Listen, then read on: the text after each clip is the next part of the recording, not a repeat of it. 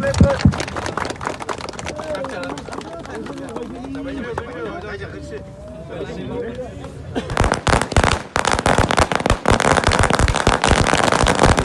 NDFB नि सासे फाउन्डार मानगोनां रन्जन दैमारि LSDR नाब्ला सारनि मोनसे जोनोम सान बे जोनोम सानानो जाबाय 64 years बार्थडे सेलिब्रेशन बे रन्जन दैमारि सारनि जोनोम साननि गेजेरजों जों बेखौनो बुंनो नागिरदों जे इउनिटि फराम एक्स NDFB आ जों अराय सम गोबाव समनिफ्राय आखाइ फाथेर लानानै नांबोखांनायनि उनावहाय दिनैहाय एकर्ड जाखांनायनि उनावबो जोङो जोंनि गोथाङै थानाय एक्स NDFB फोरनि जितु एकर्ड जाखांनायनि जितु क्लजफोराव थानाय माखासे मोन्थाइ बे मोन्थाइफोरखौ लानानै दिनै एक्स NDFB इउनिटि फरामा दिनै सरकारजों फर्मेलि इनफर्मेलि दिल्ली सरकार आसाम सरकार आरो बिटिआर सरकार बिथांमोनजोंहाय जोङो दिनैहाय सावरायबाय थानाय जादों जे दिनैहाय एमएसआव थानाय माखासे क्लजफोरनि जितु खामानि मावनांगौ NDFB फोरनि मोन्थाइ जे मोनफुंनो हायाखै बेखौ दिनै इउनिटि फराम दाखांनायनि उननिफ्रायनो जन्म जाखांनायनि उननिफ्रायनो दिनैहाय जोङो रायलायबाय थादों सरकारजों फर्मेलि इनफर्मेलि आरो दिनैहाय एकर्ड जाखांनायनि उनावहाय जोंहा सासे फाउन्डार मानगोनां दिनैनि जिहेतु 64 years जिहेतु मोनसे जोनोम सान मानगोनां रन्जन दैमारिनि सानखौ लोब्बा लानानै सारा जे दिनै एकर्ड जाखांनायनि उनावबो जे दिनैहाय जेलावहाय जे थाबाय थादों आरो बेजों लोगोसे 54 लिडार आरो केडार्सफ्रा दिनै सेन्ट्रेल जेलावहाय दङ दिनै बिथांमोनखौ उदां अख्राङाव मोनफुंनांगौनि थाखाय दिनै रन्जन दैमारि सारनि नैबे 64 बार्थडे सेलिब्रेशन सानजों लोब्बा लाफानानै दिनै इउनिटि फराम हिसाबै दिनै जों बेखौनो खावलायनो नागिरदों रायजो राजाफोरनो मोनथिहोनो लुबैदों बा सरकारनो बिटिआर सरकारनो जों फोरमायहरनो नागिरदों थाबैनो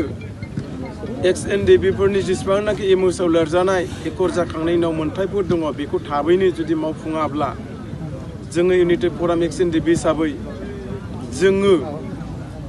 बार हब्राबाय थानांगौ गोनां जायोब्ला जों हब्रानायजों जों थानाय नङा जोङो दरखार जायोब्ला जोङो दिनै आन्दलनबो खालामफिनगोन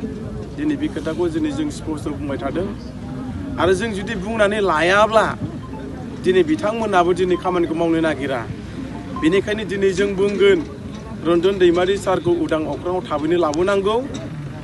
आरो 54 सेन्ट्रेल जेलाव थानाय लिडार आरो केडार्सफोरखौ थाबैनो बिटिआर सरकार मानगोनां प्रमद बर' सारा जेरै हायो एरैहाय भारत सरकार आरो आसाम सरकारजों सावरायलायनाय गेजेरजों बे 2024 बोसोरावनो जाहाथे थाबैनो उदाङाव लाबोनो हायो बेखौ जों दिनैहाय गोख्रों आरो गोरायै इउनिटि फराम एक्स NDFB नि दिनै मानगोनां रन्जन दैमारि सारनि जोनोम साननि गेजेरजों दिनै जों फोरमायहरदों बेनि गेजेराव मोनसे सोंथि बिटिआर गोजोन गोरोबथा जानायनि उनावबो सुक्तिकारि बा सागानगिरि सासे गायसनगिरि आफादगिरिया दिनैसिम जेलाव थानांदों बेहाय राजखान्थिनि खैसार दं होनना सानो नामा बेखौथ' जोङो दिनै सरासनस्रा हिसाबै जों बेखौ एसेब्लाबो दिनै जों नोजोर बोनो हादों जों एसेबाबो स्टाडि खालामबोनो हादों जोङो गुबुनफोरनि एकर्ड जाखांलांनायनि उनावहाय सिगनेटरि हिसाबै बेफोरबायदि सेन्ट्रेल जेलाव बा जेलाव थाबाय थानायखौ जों नुफेराखै दिनै एग्जाम्पल हिसाबै दिनै आल्फाफोरनि खोथाखौ जों बुंगोन आल्फाफ्राबो आखाइ फाथेर लानानै नांबोखांनायनि उनावहाय बिथांमोनाबो गोबां जेल जानाय दङमोन दिनै गिदिर गिदिर केस दंमोन नाथाय बिथांमोना एकर्ड जायैनि सिगाङावनो दिनै बिथांमोना माखासे केसफ्रा दिनैहाय उदां जागोरलांदों जायखौ दिनैहाय 2004 2004 मोनसे गिख्रंथावना मोनसे बम ब्लास्ट जादोंमोन आल्फायाबो होदोंमोन बे केसफोरनि माखासे जेल जानायफ्राबो दिनै गलांजोब्बाय बेफोरबो केसआबो दिनै जोबलांबाय दिनैहाय NDFB नि फाउन्डार रन्जन दैमारिनि समस्यायाबो दिनै एकर्ड जाखांनायनि उनाव सल्भ जानांगौमोन बेनिखायनो आं दिनै बेखौनो बुंगोन पलिटिकेलि हयथ' माबा मोनसे बिथांखौ दामदर खालामनो थाखाय सम आरो थासारिखौ नायनानैसो हयथ' बिथांखौ बख'हैगोन नामा जों बेखौ मिजिंथिदों आरो इउनिटि फरामा बेखौनो नोजोर होबाय थादों हयथ' बिथांखौ माबा मोनसे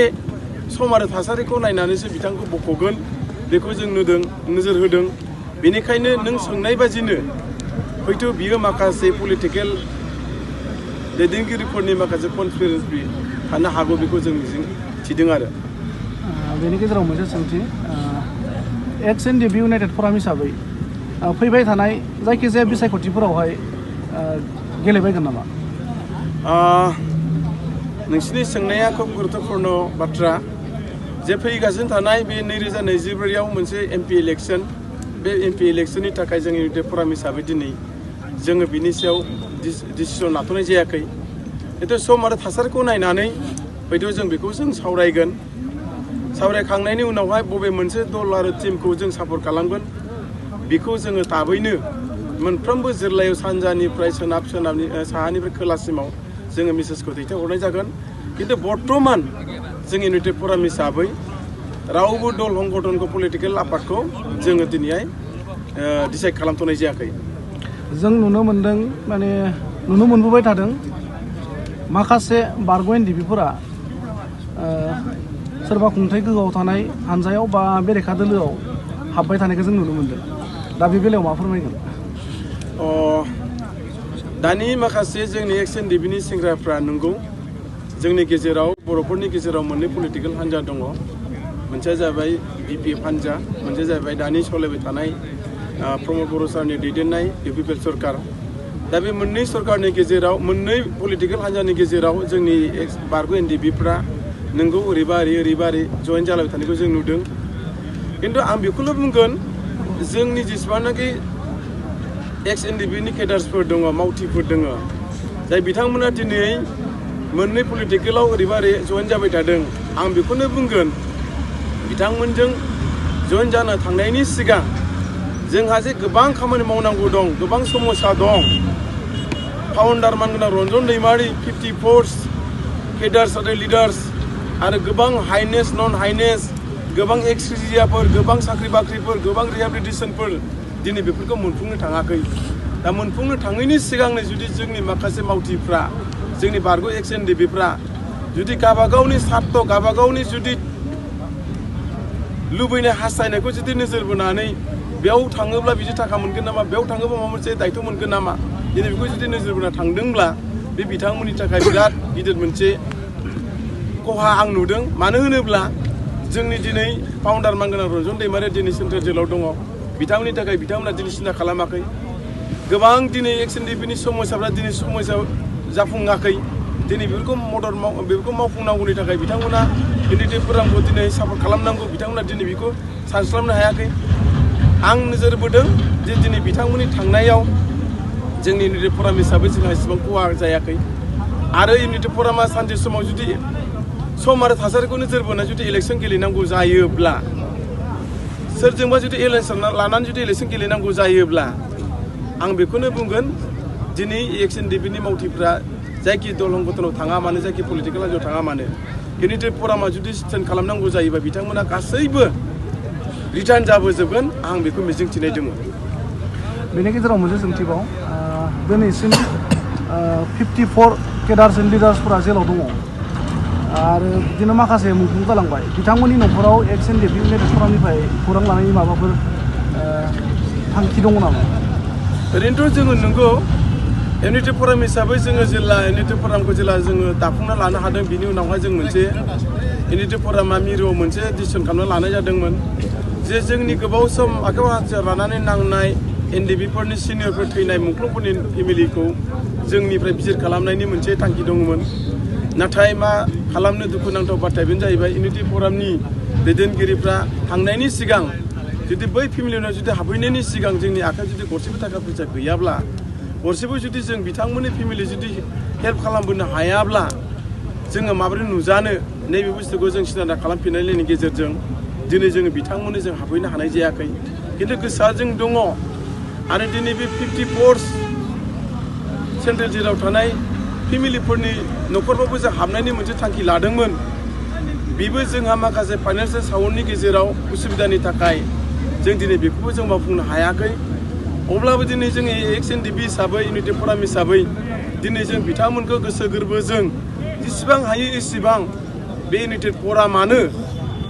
एनडिएफबि नि गासैबो समस्या थैनाय आरो थांनाय साख्रि आरो बाख्रिनिफ्राय लानानै केसनिफ्राय लानानै रन्जन डिमान्डनिफ्राय लानानै 54 केडार्सनिफ्राय लानानै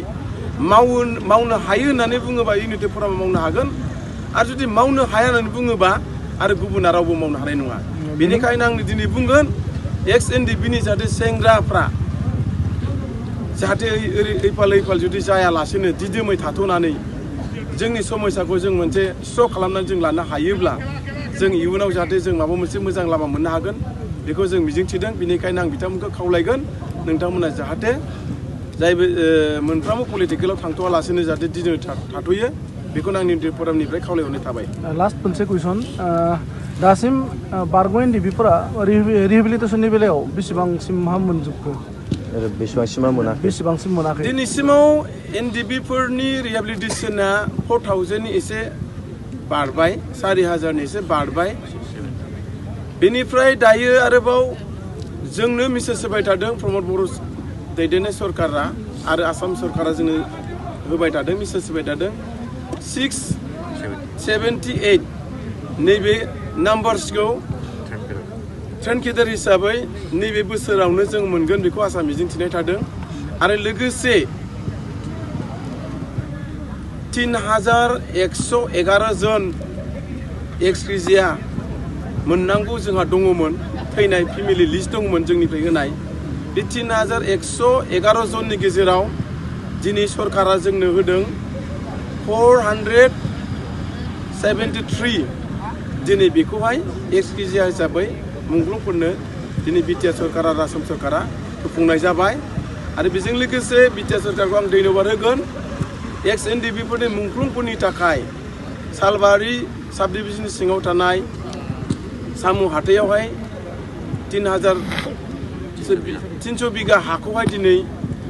सेमिट्रिनि मुङाव दिनै बिथांमोना एलटमेन्ट खालामना होबाय बेखौ दिनै एक्स एनडिएफबि हिसाबै इउनाइटेड फराम हिसाबै बिथांमोनखौ आं धन्यबाद होदों आरो बेजों लोगोसे आं खावलायबावगोन बे 300 बिगा हाखौहाय होनायजों लोगोसे जाहाथे थाबैनो आर्किटेक्ट इन्जिनियारफोर लानानै बे सेमिट्रि लुनांगौनि नामावहाय जाहाथे थाबैनो मोनसे स्किमफोर फाइनान्सआ जुदि थाबैनो होनानै जाहाथे खामानिखौ थाबै मावफुंनो हायो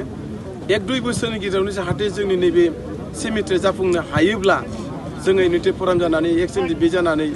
मुंख्लं न'खरनि जानानै जोंहा थोजासे जोङो सरकारनि सायाव जों फोथायनाय थागोन जाहाथे थाबैनो मावफुंना होनो हायोब्ला आसा थानाय जाबाय थेंक इउ